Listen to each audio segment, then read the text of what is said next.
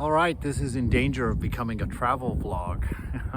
I'm here in Texas today for the holiday and still working my way through this great book by Eckhart Tolle, The Power of Now, and finding a great deal of information that has been so helpful to me.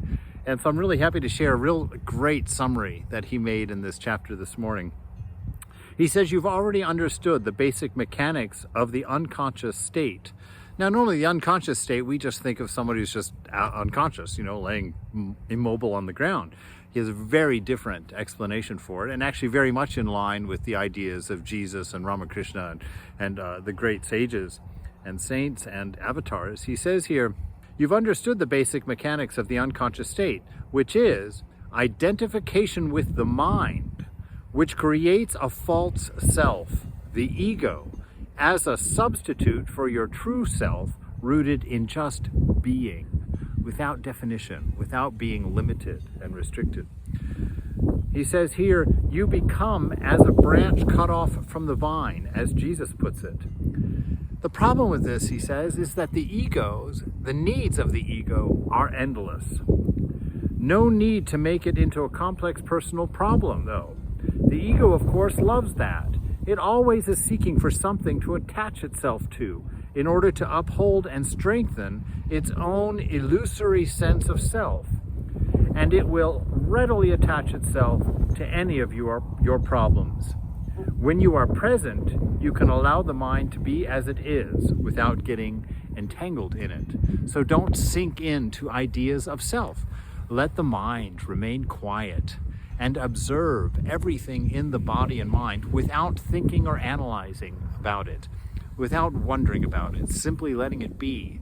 And let your identity of self move away from how the body feels or what the mind is thinking or what the conditions of either of those are. Move that center of gravity that you've established there out into this freedom, this sense of self that's rooted only in being. It's that part of you that's unchanging, that part of you that has been you, no matter what the conditions of mind and body have been all of your life. And a lot of practice is just finding and identifying that self, realizing that there's a separate you, which is watching and unchanging and unconcerned about all the rest of the changing conditions of you.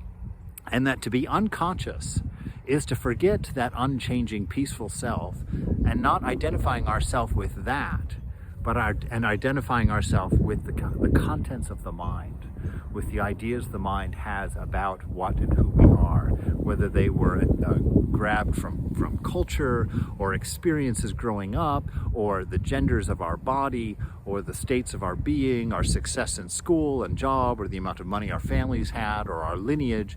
All of those things, if we identify with them, Eckhart Tolle is saying that is what unconscious living is. Conscious living is knowing that self which has not been changing through your entire life, that which does not have conditions that alternate. And through practice, we find that space and we move our sense of self out of the changing and root it into this unchanging self, where the bliss manifests, the contentment manifests. And he says there, you have access to an infinite knowledge that cannot be contained in thought.